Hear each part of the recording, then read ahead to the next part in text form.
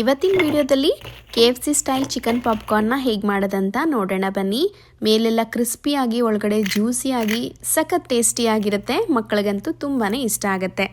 ಇಲ್ಲಿ ನಾನು ಸುಮಾರು 400 ಗ್ರಾಮ್ ಆಗೋಷ್ಟು ಬೋನ್ಲೆಸ್ ಚಿಕನ್ನ ಈ ಥರ ಸಣ್ಣ ಸಣ್ಣ ಕ್ಯೂಬ್ಸ್ ಆಗಿ ಕಟ್ ಮಾಡಿ ಅದಕ್ಕೆ ರುಚಿಗೆ ತಕ್ಕಷ್ಟು ಉಪ್ಪು, 1 ಟೀ ಸ್ಪೂನ್ ಕಾಳು ಮೆಣಸಿನ ಪುಡಿ, 1 ಟೀ ಸ್ಪೂನ್ ಅಚ್ಚ ಖಾರದ ಪುಡಿ, 1 ಟೀ ಸ್ಪೂನ್ ಶುಂಠಿ ಬೆಳ್ಳುಳ್ಳಿ ಪೇಸ್ಟ್, 2 ಟೀ ಸ್ಪೂನ್ ಆಗೋಷ್ಟು ಸೋಯಾ ಸಾಸ್ ಇಲ್ಲ ಅಂದರೆ ನೀವು ನಿಂಬೆ ಹಣ್ಣಿನ ರಸನ ಸಹ ಯೂಸ್ ಮಾಡ್ಬೋದು. ಮತ್ತು ಒಂದು ಮೊಟ್ಟೆನ ಹಾಕಿ ಎಲ್ಲನೂ ಚೆನ್ನಾಗಿ ಮಿಕ್ಸ್ ಮಾಡಿ ಒಂದು ಅರ್ಧ ಗಂಟೆ ಮ್ಯಾರಿನೇಟ್ ಆಗೋದಕ್ಕೆ ಬಿಡಬೇಕು. ನಂತರ ಚಿಕನ್ನ ಕೋಟ್ ಮಾಡೋದಕ್ಕೆ 2 ಕಪ್ ಮೈದಾನ ತೊಗೊಂಡಿದ್ದೀನಿ.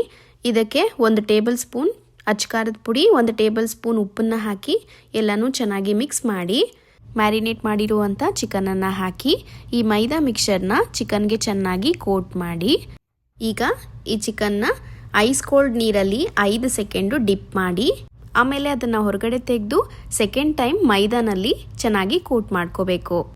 ಈಗ ಇದು ರೆಡಿಯಾಗಿದೆ. ಈ ಕಡೆ ಎಣ್ಣೆ ಚೆನ್ನಾಗಿ ಕಾದಿದೆ. ಫ್ಲೇಮ್ನ ಮೀಡಿಯಮಲ್ಲಿಟ್ಟು ಪೀಸಸ್ ಎಲ್ಲ ಚೆನ್ನಾಗಿ ಕ್ರಿಸ್ಪಿ ಆಗೋವರೆಗೆ ಒಂದು 6 ರಿಂದ 7 ನಿಮಿಷ ಚೆನ್ನಾಗಿ ಫ್ರೈ ಮಾಡಿಕೊಂಡ್ರೆ ಚಿಕನ್ ಪಾಪ್ಕಾರ್ನ್ ರೆಡಿ ಆಗುತ್ತೆ. ಈ ರೆಸಿಪಿನ ನೀವು ಖಂಡಿತ ಟ್ರೈ ಮಾಡಿ ಹೇಗೆ ಬಂತಂತ ತಿಳಿಸಿ. ನೆಕ್ಸ್ಟ್ ವಿಡಿಯೋದಲ್ಲಿ ಸಿಗೋಣ. Until then take care.